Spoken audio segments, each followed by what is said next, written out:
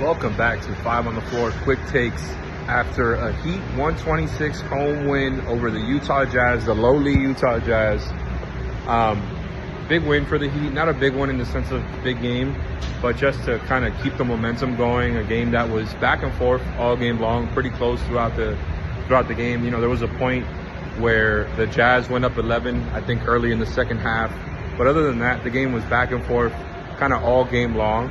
And I felt that the Heat were just a much better team in the fourth quarter.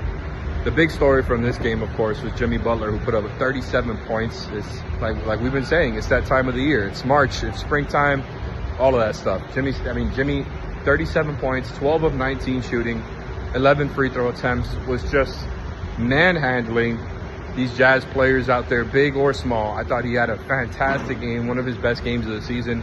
Just and one after and one. Fantastic game for Jimmy. Bam, great game for Bam. I thought he was physically just kind of imposing his will on both ends of the floor. He finished with 23 points on 10 of 15 shooting, 7 rebounds, 3 assists. Played his game, did a fantastic job, I think, of getting in the way for a lot of these Jazz players. They just weren't able to, I think as the game went on, weren't able to get into much of a rhythm, and I thought Bam was a big part of that. Jaime, Caleb, big contributions for them. Both of them had really nice games. I thought overall, the team defense was kind of lacking. I thought you were just kind of letting the Jazz do too much, get away with too much earlier in that game. And I felt as the game went on, they kind of, got the hatches down. They got everything right, kind of figured out what they needed to do. And really, they just held the Jazz to a much lower offensive rating than they did at the end of the day. And overall, the Heat finished with, I believe, a 130 overall offensive rating and an elite one as well in the half court, which is obviously not something you see often. You know, that Jazz defense is a little bit porous now, especially after some of the guys they traded at the deadline. They're just, that's not a team that's competing for a playoff spot anymore. They're just kind of, in the middle right now. And I think the Heat did what they needed to do, right? Like, I won't say that it was a perfect game. Again, the defense, to me, the Heat defense was not good enough throughout most of this game, but they pulled it out.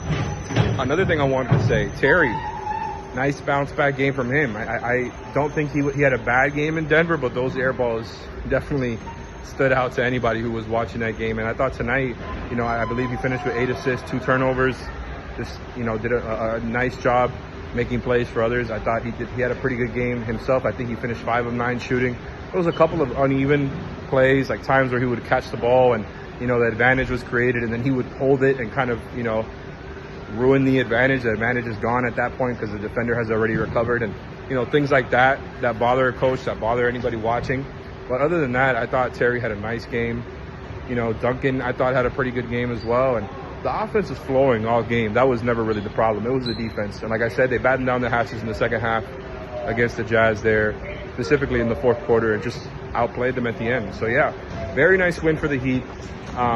Were able to stop getting dominated on the offensive boards like they were in the first half.